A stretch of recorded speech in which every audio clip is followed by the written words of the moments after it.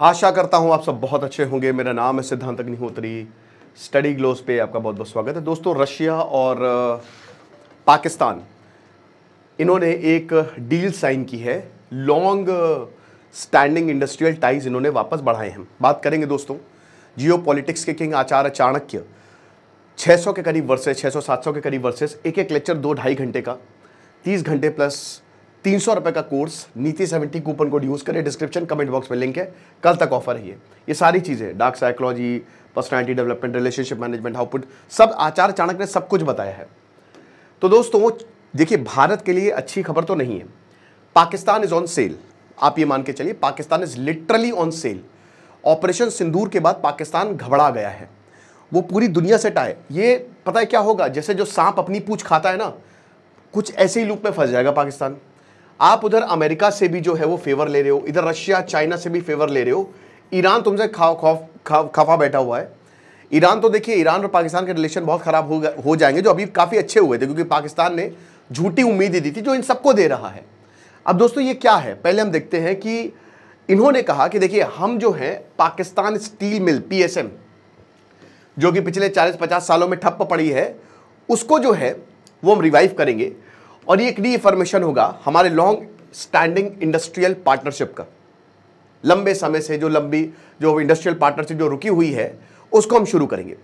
तो ये Pakistan embassy Moscow में साइन हुआ है। पाकिस्तान के secretary of industries and production Saif Anjum और व्लादिमीर विलिचको, जो कि LLC के डायरेक्टर हैं, उनके बीच में। अब देखिए, ये बड़ा अजीब है, क्योंकि रशिया पाकिस्तान के रिलेशन बहुत अच्छे नहीं रहे हैं ऐतिहासिक तौर पे। क्यों नहीं रहे हैं? क्योंकि यही पाकिस्तान जो है, सोवियत अफगान वॉर चल रहा था ना 1979 में, 1979 से लेकर 1989 तक, तो यही पाकिस्तान के थ्रू पैसा आता था। मुजाहिद ट्रेन्स होते थे, अमेरिका पैसा देता था, और हजारों सैनिक सोवियत के पाकिस्तान ने मरवाए हैं, ISI ने मरवाए हैं। हजारों सैनिक, बहुत सारे लोग सोवियत पे मरे, क्योंकि Pakistan was align to America. World war 2 के बाद से ही उसने अपना पार्टनर जो अमेरिका चुन लिया था, तो रशिया के साथ बहुत अच्छे संबंध नहीं थे। लेकिन हाल में, क्योंकि देखिए चाइना, रशिया और ईरान का ये एक्सेस जो है वो उभरा, और हम ये देखते हैं कि चाइना के साथ तो पाकिस्तान के रिलेशन अच्छे थे ही थे, रशिया के साथ भी अच्छे थे। अच्छा, प्रॉब्लम क्या है कि अफगानिस्तान, अब रशिया उसमें बहुत ज़्यादा इंटरेस्टेड नहीं है। पाकिस्तान भी एक बहुत ही इंपॉर्टेंट लोकेशन पर है, बट अनलाइक अफगानिस्तान, पाकिस्तान को आप पहले नहीं ले सकते थे क्योंकि वो भारत का पार्ट था, लेकिन अब वो इंडिपेंडेंट है, और उसने अपनी पॉलिसी साफ कर दी है कि आप जो है हमारी मदद करिए। पाकिस्तान बहुत सारे देशों की मदद इसलिए ले रहा है क्योंकि उसको पता है कि हमारी डॉक्ट्रिन में चेंज आया है। सो सबसे पहला पॉइंट यही है। एक तो POK पे बात होगी, दूसरा पॉइंट ये है कि अगर पाकिस्तान हमारी तरफ आतंकी हमला करता है तो हम बम बरसा देंगे, यानी कि पाकिस्तान बचेगा नहीं। और इस बार पाकिस्तान थर्रा गया है, उसको पता है कि भारत हमको कहीं पर भी मार देगा और वो रुकेगा नहीं। तो जो न्यूक्लियर डॉक्ट्रिन थी ना, जो ये न्यूक्लियर धमकी देती थी, वो फेल हो गई है। आप जितने देशों को ये अपने में इनवाइट करेगा, जितने देशों को ये अपने देश में लेकर आएगा, तो उन सबके इंटरेस्ट जुड़ जाएंगे पाकिस्तान से। तो भारत के लिए उतना ही मुश्किल हो जाएगा अटैक करना। ये लंबी स्ट्रैटेजी है। अब ये कभी इंडस्ट्रियल डील कुछ नहीं होने वाला भाई। इधर रशिया का पैसा पाकिस्तान में आएगा। जब रशिया का क्या इंटरेस्ट है भाई, यहां पे रेलवे लाइन बना रहे, रोड बना रहे सेंट्रल एशिया तक, जो कि हमेशा से रशिया एक बफर स्टेट चाहता था। वो अफगानिस्तान नहीं ले पाया, पाकिस्तान है, पाकिस्तान को ले लेते हैं, तो उसको तो सीधा सीधा एक्सेस मिल रहा है। बे ऑफ बंगाल का एक्सेस मिल रहा है, उसको सेंट्रल एशिया का एक्सेस मिल रहा है, और चाइना के लिए भी बहुत बढ़िया है। चाइना का BRI फेल हो गया है। तो पता है पाकिस्तान को कि जितना ज्यादा हम दूसरे देशों से संबंध बनाएंगे, भारत को उतनी ही मुश्किल होगी हम पे हमला करने में।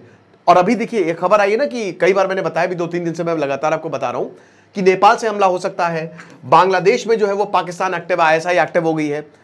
तो और बहुत सारे ऐसे ऑपरेशन जो है, और देखिए ISI को पैसा मिल रहा है, ये कहीं ना कहीं ये पैसा जो है किधर जाएगा, नोबडी नोज कहां पे जाएगा। ये देखिए, इतना इनको पैसा मिलता है, अगर लगाना होता तो अपने देश पे लगा लिए होते, अपने देश पे लगा लिए होते। लेकिन आप देख ही रहे हैं कि पाकिस्तान की क्या हालत है। तो पैसा तो भूल जाइए, आधे से ज्यादा पाकिस्तानी गरीबी रेखा से नीचे, बहुत मुश्किल हालात है, अंडर डेवलप्ड कंट्री है। इतना पैसा मिलने के बावजूद तो ये पैसा जा कहां रहा है? ये भी पैसा है, आपको क्या लगता है ये स्टील मिल कुछ नहीं, सब ISI और ये रशिया को पता है।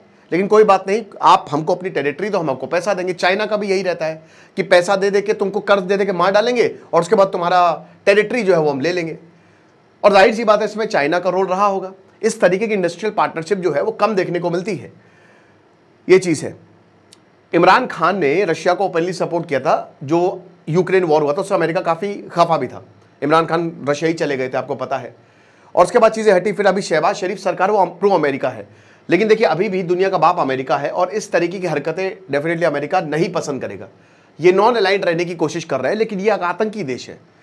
दूसरी चीज़ ये है कि पाकिस्तान में खुद बहुत इंटरनल स्टेबिलिटी, अभी ऑपरेशन बाम जो है वो बलूचिस्तान अलग अलग जगह पे मार रहा है ना, बाम लाल कर दिए हैं यहाँ पे पाकिस्तान की एक तरीके से। तो इस तरीके के प्रोजेक्ट कितने, रशिया को लग रहा है कि चीज़ें ठीक हो जाएंगी, है ना, बट उनको ये नहीं समझ में आ रहा है कि भैया चाइना का BRI खत्म है, $65 बिलियन। अब पाकिस्तान, मैंने क्या बताया कि ये लोग बातें छौंकने में बहुत ही तेज़ हैं।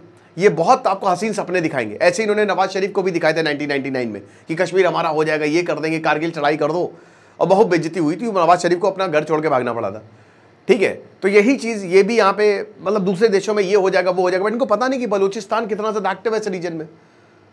कोई पूरा बर्बाद हो गया यहाँ पे सीपेक, $65 बिलियन गए और शी जिनपिंग भी अब जाने वाले हैं। तो यही चीज़ है। तो बोल तो नहीं है कि lasting symbol of Pakistan Russia ties है, बहुत अच्छा होगा। स्टील किसके लिए होगा, ये स्टील किसके लिए होगा, ये स्टील सबसे इंपॉर्टेंट स्टील होता है आयरन एंड कार्बन। खत्म हो जाएगा सब कुछ, लेकिन स्टील नहीं खत्म होगा। तो जितने भी हाई एंड प्रोडक्ट्स है उसमें स्टील लगता ही लगता है, तो ये रशिया के लिए ही होगा।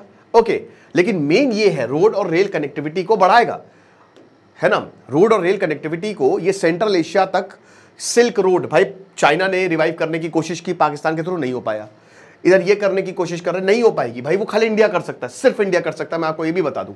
तो पाकिस्तान और रशिया जो है उन्होंने बोला कि चलो हम एक रॉबस्ट रोड रेल नेटवर्क बनाते हैं, जो कि साउथ एशियन कंट्री से सेंट्रल एशिया और रशिया अब आयरन लाइन पे। मेन ये ऑब्जेक्टिव है, वो तो खाली इंडस्ट्रियल ट्रेड टाइज, ये सारी चीजें बस फर्जी है।